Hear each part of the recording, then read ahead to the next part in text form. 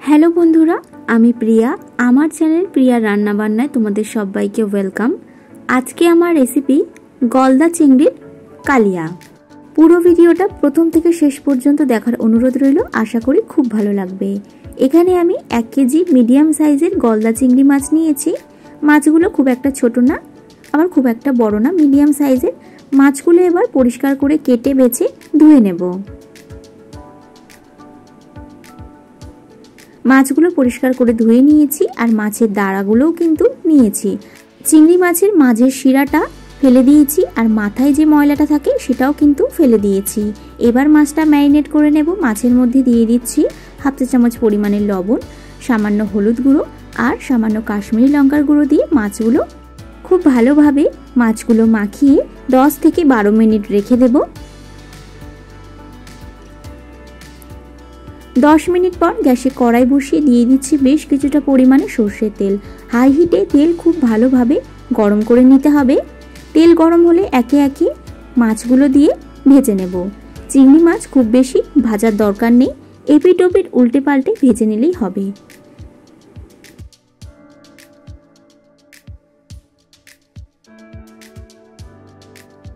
চিংড়ি মাছগুলোর একটা সাইড ভাজা হয়ে গেছে, অপর সাইড উল্টে দিচ্ছি। এক এক সাইড 1.5 থেকে 2 মিনিট সময় ধরে ভেজে নিয়েছি।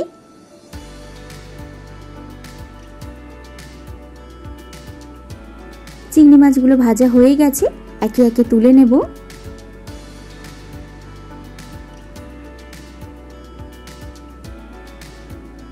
বাকি যে চিংড়ি মাছ আর চিংড়ি মাছের দাঁড়া ছিল সেগুলো কিন্তু ভেজে নিয়েছি, তুলে নিচ্ছি।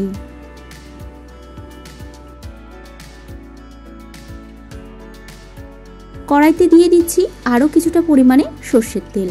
ফোড়নে দিলাম গোটা গরম মশলা। ফোড়নটা হালকা ভেজে নেব। ফোড়নটা ভাজতে ভাজতে যখন একটা সুন্দর গন্ধ বেরোতে শুরু করবে তখন দিয়ে দেব পেঁয়াজ বাটা। এখানে আমি 4টে মিডিয়াম সাইজের পেঁয়াজ ব্যবহার করেছি। গ্যাসের ফ্লেমটা হাইতে রেখে পেঁয়াজ বাটাটা খুব ভালোভাবে ভেজে নেব। পেঁয়াজের মধ্যে যে জল জল ভাব আছে সেই জল জল ভাবটা শুকিয়ে আসা অবধি কিন্তু ভেজে নিতে হবে। দেখো, পেঁয়াজ বাটাটা বেশ ভালো মতো ভেজে নিয়েছি, পেঁয়াজের জল জল ভাবটাও কিন্তু শুকিয়ে এসছে। এবার এর মধ্যে দিয়ে দেব 2 চামচ পরিমাণে আদা রসুন বাটা। আবারও আদা রসুন পেঁয়াজ খুব ভালোভাবে ভেজে নেব। আদা রসুনের যে একটা কাঁচা গন্ধ আছে সেই গন্ধটা যাওয়া অবধি কিন্তু ভেজে নিতে হবে। মিনিট 2-3 সময় ধরে ভেজে নিয়েছি। এখন এর মধ্যে দিয়ে দিচ্ছি পরিমাণ মতো লবণ, 1/2 চা চামচ পরিমাণে হলুদ গুঁড়ো, 1 চা চামচ পরিমাণে কাশ্মীরি লঙ্কার গুঁড়ো। এবার মশলাটা খুব ভালোভাবে মিশিয়ে নেব।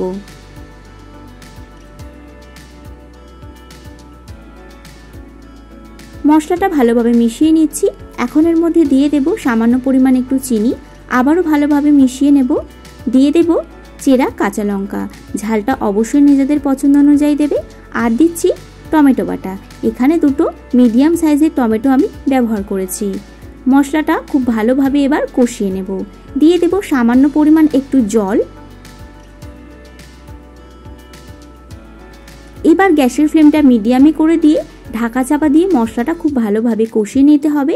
এতে টমেটোর যে একটা কাঁচা গন্ধ আছে সেই গন্ধটা কিন্তু চলে যাবে। মিনিট 2 সময় ধরে মশলাটা কষিয়ে নিয়েছি। দেখো, মশলা থেকে কিন্তু তেল ছাড়তে শুরু করেছে। এবারের মধ্যে দিয়ে দেব 2 চামচ ফ্যাটানো টক দই।